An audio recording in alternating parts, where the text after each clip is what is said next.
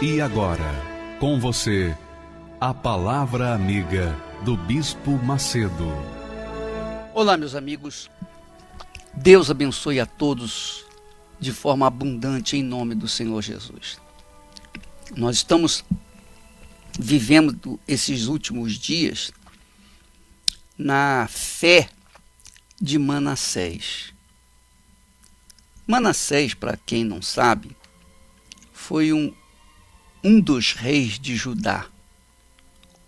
E como tal, ele começou a reinar com 12 anos de idade. Imagina uma criança reinar num país.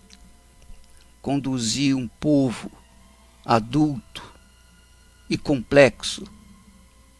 Ele, obviamente, não tinha nenhuma condição de fazê-lo. Mas, por conta da morte de seu pai, Ezequias, que, diga-se de passagem, foi um excelente rei, Manassés, com certeza, tinha seus tutores, os seus conselheiros, as pessoas que o aconselhavam, que colocavam, digamos assim, as palavras na sua boca. Esses conselheiros, com certeza, eram inimigos do seu pai, Ezequias. Eles eram incrédulos, eles eram maus perante Deus, eles eram abomináveis perante Deus. E por conta de seus conselhos, Manassés conduziu o reino de Judá de maneira completamente contrária ao seu pai. Seu pai, a primeira coisa que ele fez no primeiro ano, no primeiro mês do seu reinado, a primeira coisa que ele fez foi abrir as portas do templo, que por conta da maldade, perversidade de seu pai, Asa, havia fechado.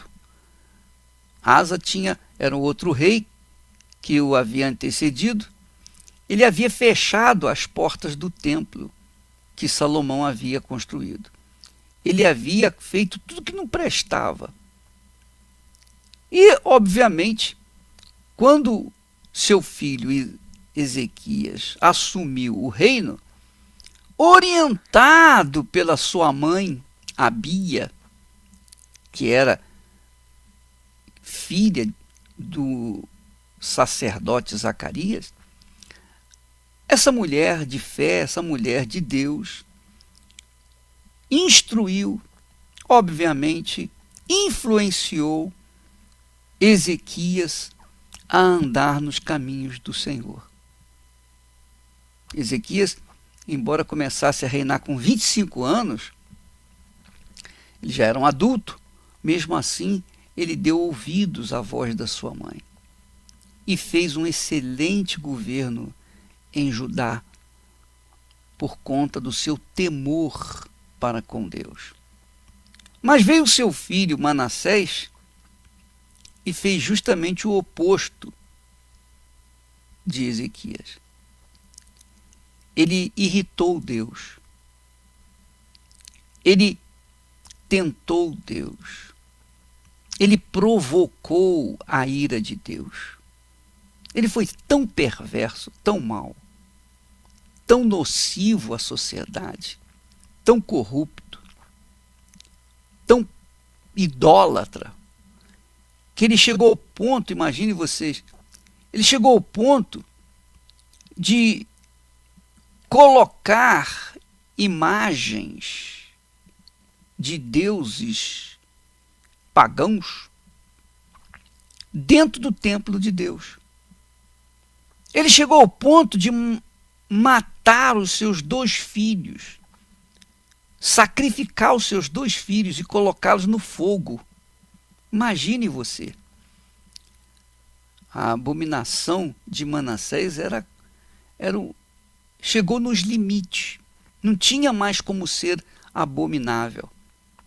Ele era o pior a pior das criaturas.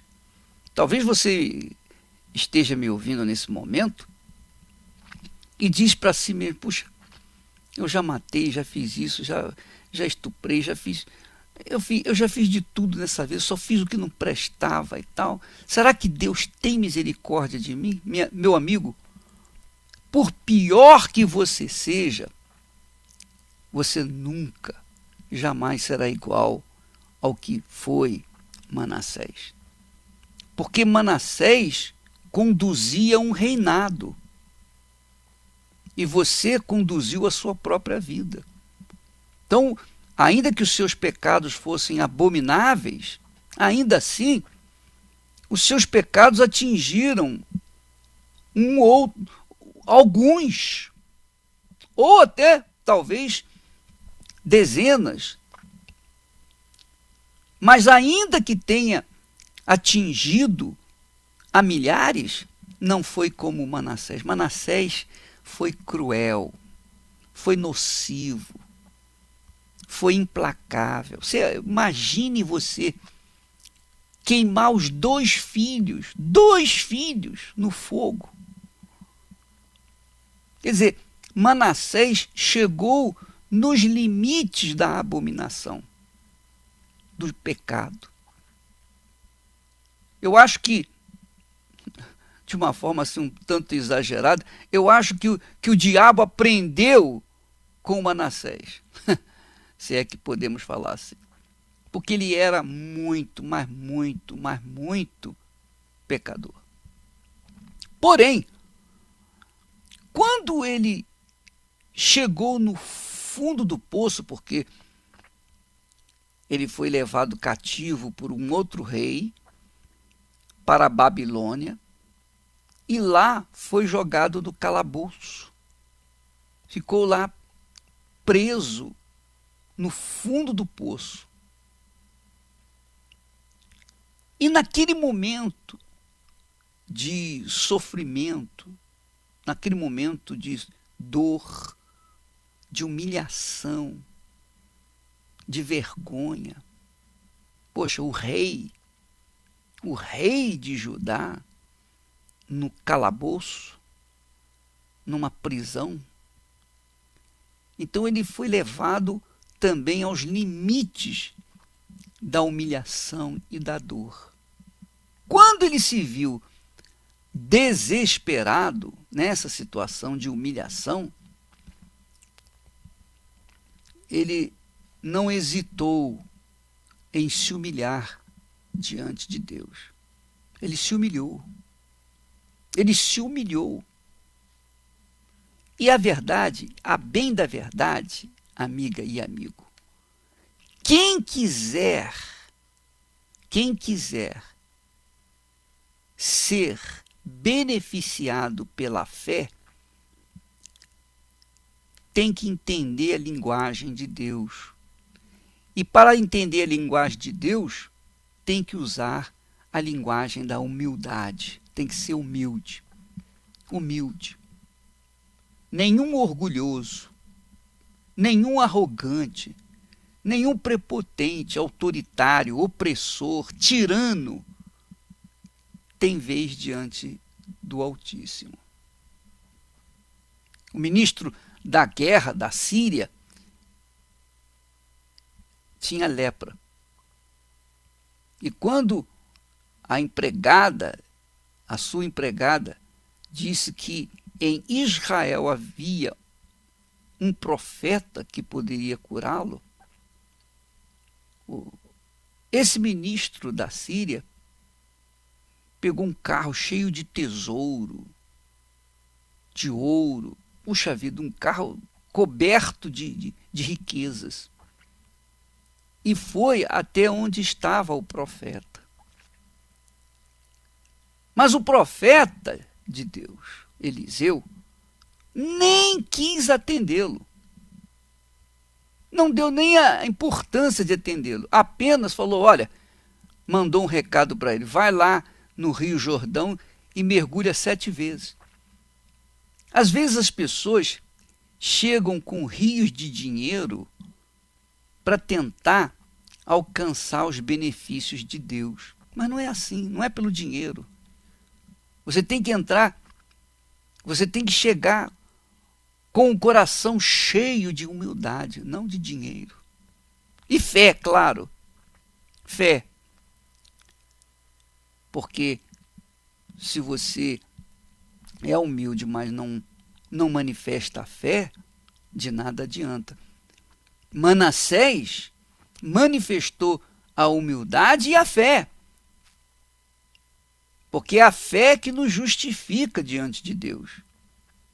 Então ele usou da sabedoria que ele tinha, de que Deus é cheio de compaixão, de misericórdia, e que só atende aqueles que manifestam humildade e fé. E por conta disso, ele se humilhou diante do Altíssimo. Ele reconheceu que ele era um pecador. Ele reconheceu que tudo que ele fez foi errado, que ele fez consciente, mas fez porque ele era um perturbado da vida. Ele irritou Deus, ele provocou a ira de Deus. Agora estava lá aos pés do Senhor, desesperado, humilhado, pedindo misericórdia, compaixão, perdão. E aí está a grandeza de Deus, que é o que nós queremos falar com você, minha amiga, meu amigo. A grandeza de Deus se revela para os humildes, para os que se humilham, para os que se inclinam. Deus é grande, é todo-poderoso, é o Senhor da glória. E ele diz na sua palavra: eu habito no alto e santo lugar, mas habito também com o contrito e abatido de espírito. Manassés manifestou um espírito abatido, manifestou humildade.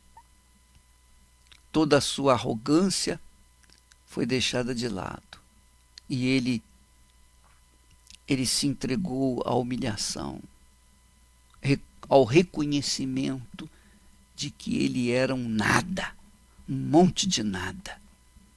Minha amiga, meu amigo, neste domingo nós estaremos nesse espírito. Em todas as igrejas universal, nós estaremos no espírito de humilhação. Por pior que você seja, por mais pecador, por mais iníquo que você seja, há perdão para você. Só não há perdão para quem é hipócrita, para quem é fingido, dissimulado.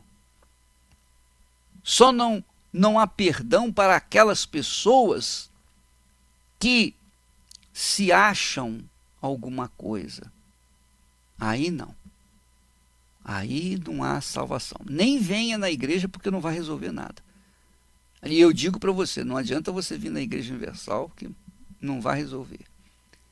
Por conta da arrogância, do orgulho, da prepotência, Deus não ouve. Mas se você é um pecador de marca maior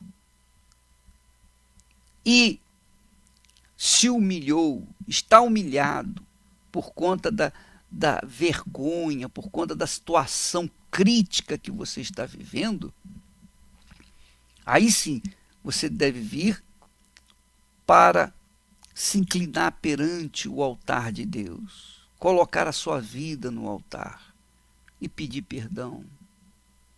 E você vai ser perdoado.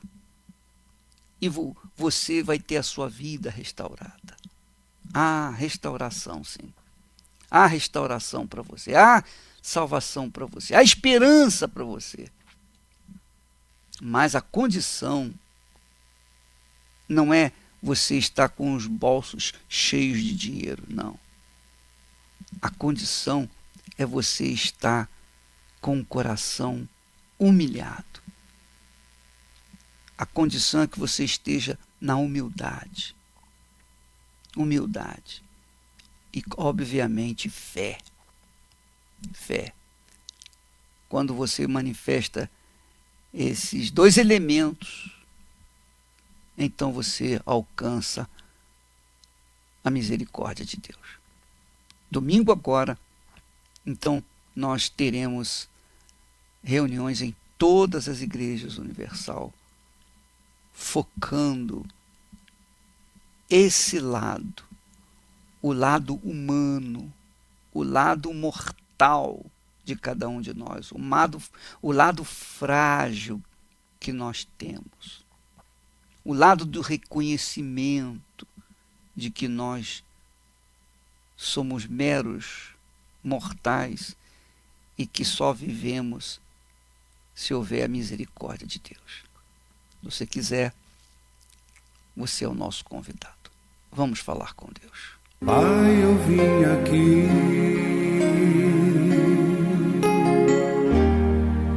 através desta oração ofereço ao Senhor este meu coração.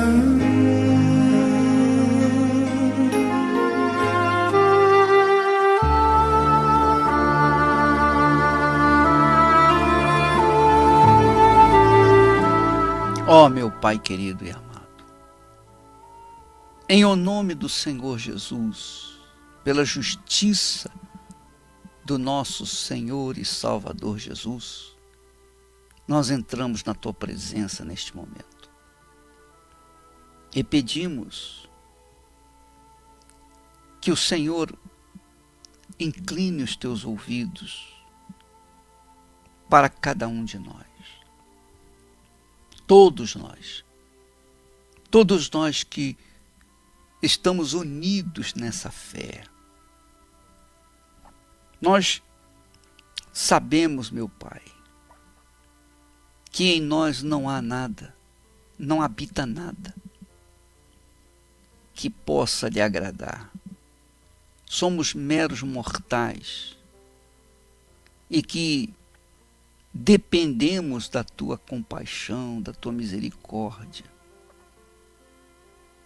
Somos miseráveis pecadores. Se a gente não peca com atitudes, peca com pensamentos. Se não pecamos com pensamentos, pecamos com as palavras, com os olhos. Enfim, nós sempre somos pecadores, sempre estaremos errando, porque somos humanos e estamos vestidos dessa casca de barro. E não somos nada, meu Pai. A despeito de toda a riqueza, de toda a glória que o homem possa ter nesta vida, neste mundo, ainda assim é um monte de nada. Ah, meu Pai querido, mas nesse instante, o Teu povo se une nesta oração. Neste momento, nos inclinamos diante do Teu trono, o trono de compaixão, de justiça e de compaixão. Ó, meu Pai, perdoa-nos a todos. Perdoa-nos conforme nós temos perdoado aos nossos ofensores. Eu te peço por essa criatura que me ouve, que está vivenciando os momentos mais tristes da sua vida. Essa pessoa que não sabe, não tem ideia qual a decisão tomar, está desorientada, perdida. É como uma folha seca lançada pelo vento. não tem onde ficar. Ó meu Senhor, eu também tenho os meus pedidos, as minhas súplicas. Tu bem as conhece, meu Pai. Mas, neste momento, nós te pedimos pelo teu povo. Te pedimos por essa criatura que está aí, caída, prostrada, perdida nos seus próprios pensamentos. Eu peço, poderoso de Israel, da forma como o Senhor teve misericórdia de Manassés, tenha misericórdia de cada um de nós. Porque se o Senhor teve misericórdia de Manassés, então o Senhor tem misericórdia de todos os seres humanos que te invocam na sinceridade e humildade. Então atenda às nossas súplicas, os nossos pedidos, atenda aos clamores que ecoam do nosso peito. Venha, meu Pai, ao encontro das nossas necessidades. Inclusive, eu incluo aqui os meus companheiros, os teus servos e nossos respectivos familiares. Eu incluo os membros, os dizimistas e os ofertantes da Igreja Universal, os que têm nos ajudado, sacrificado pelo Templo de Salomão, pelos meus auxiliares do rádio, que fielmente têm nos ajudado mensalmente. Também te peço, meu Pai, pelas obreiras, os obreiros, e todo este povo que tem ouvido a tua palavra, independentemente se é ou não da Igreja Universal, que haja, meu Senhor, resposta para essa criatura. Ah, meu Pai amado e querido, livra-nos de todos os males, dos males físicos e espirituais, e não nos deixes cair em tentação, porque teu é o reino, o poder e a glória para sempre. Amém. E quem crê, diga graças a Deus. Um dia parei e pensei na vida que tenho levado. Procuro viver uma vida longe do pecado, mas não consigo vencer neste mundo.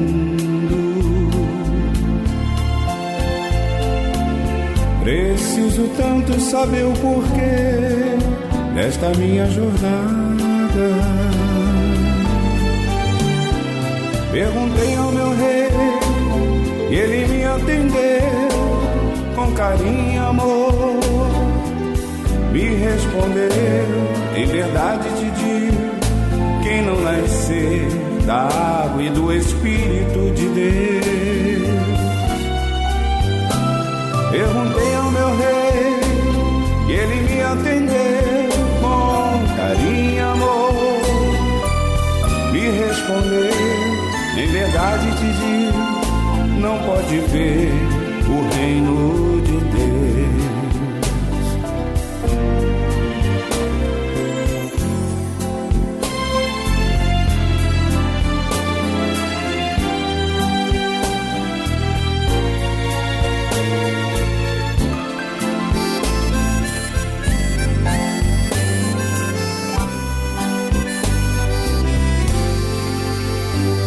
Foi aí que então descobri a razão e o porquê. Quando em meio aos problemas eu não conseguia no mundo vencer, pois quem é nascido de Deus tem a fé que Ele deu e vence o mundo. Dá-me um novo coração, tira toda emoção e que eu nasça de novo. Perguntei ao meu rei e ele me atendeu com carinho e amor. Me respondeu, de verdade te digo, quem não nascer da água e do Espírito de Deus. Perguntei ao meu rei e ele me atendeu com carinho e amor. Me respondeu, de verdade te digo, não pode ver o reino de Deus.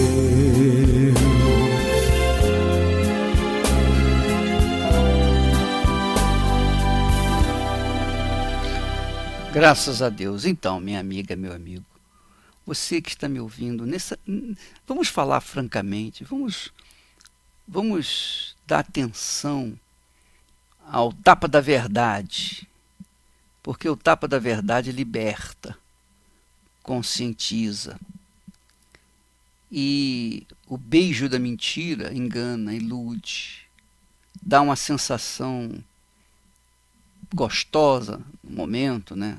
Mas não resolve, piora a situação. Então, vamos ser honestos. Você está me ouvindo nesse momento completamente desorientado, perdido. Você recebe a oração, você se sente bem, você se sente assim aliviado. Poxa, o bispo fez uma oração bacana e tal. Mas a oração que nós fazemos, ela desperta a nossa fé. Ela desperta o nosso ser espiritual. Mas para quê? Ela desperta para uma atitude, para uma ação. Então, não resolve simplesmente você ouvir, ficar ouvindo, gostando, curtindo.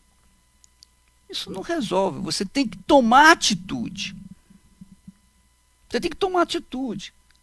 Que adianta você ouvir palavras bonitas, lindas? Você lê a Bíblia, você fica encantado. Mas se você não toma atitude nos seus conselhos, então o que adianta? O que adiantam as palavras bonitas? Não é verdade? É ou não é? É a mesma coisa que o rapaz chega para você e diz assim: olha, eu te amo, você é linda, você é maravilhosa, puxa vida, você é uma pessoa que eu gostaria de casar e tal. Mas quando se fala em casamento, quando você fala, então, você não quer casar comigo?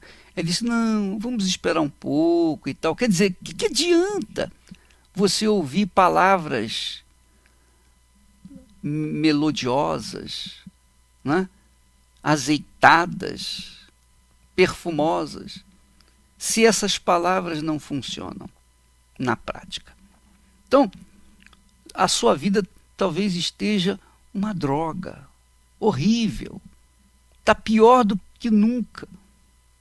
Então, você já fez de tudo, já pulou igual pipoca, tentando resolver esse problema e não conseguiu. Porque você está tentando se apegar às coisas, a pessoas, a dinheiro, ou, enfim, a ciência. Por que você não faz isso? Domingo, nós temos reuniões especiais, 7 horas da manhã, em jejum eu estarei nessa reunião, às 9h30 também, aqui na João Dias 1800, de Santo Amaro, e às 18 horas. Nós temos uma reunião também às 3 horas da tarde. Você pode vir a qualquer hora do dia, independentemente da reunião, sempre vai haver uma obreira ou um obreiro disponível, paciente, para ouvir a sua necessidade e orar por você. Mas as reuniões são 7 9h30 da manhã, 7 horas da manhã, 9h30, 3 da tarde e também ao cair da tarde às 18 horas. Quando eu estarei de volta também orando, pedindo, clamando, lutando por aqueles que querem um encontro com Deus. E diga-se de passagem, nós tivemos 2 belíssimas reuniões neste domingo passado. Mas a reunião das 18 horas foi algo assim sublime, muito, muito, muito importante. Foi sublime. Só quem esteve lá ou participou dela através da IURD TV pode ter assim uma ideia, né? Quem esteve lá viu, participou, sentiu, percebeu. Aqueles que assistiram em casa devem ter gostado, mas não perceberam. Os que assistiram na igreja devem ter percebido, sentido, subiram no altar, foram diante do altar. Foi lindo, foi maravilhoso. O Espírito Santo operou gloriosamente. E nós estaremos dando continuidade a essa busca, esse trabalho de levá-la até ao trono de Deus, diante do trono de Deus. O altar representa Deus. E a oferta representa o ofertante. Quando a oferta é colocada no altar, então o ofertante estará sendo consagrado, santificado no altar. Porque Jesus disse que é o altar que santifica a oferta. Portanto, nós procuramos trazer as pessoas que são ofertas vivas no altar, justamente para que elas possam ser santificadas, consagradas, abençoadas. Então, neste domingo, 7 da manhã e também às 18 horas, conosco, aqui na Avenida João Dias, 1800, em Santo Amaro. Mas também teremos a reunião às 9h30 da manhã e às 3 da tarde. Tá bom? Vamos ficando por aqui e amanhã estaremos de volta neste horário, nesta emissora. Deus abençoe em nome do Senhor Jesus. Finda-se este dia que meu Pai me deu, sombras vespertinas cobrem já o céu. Ó Jesus,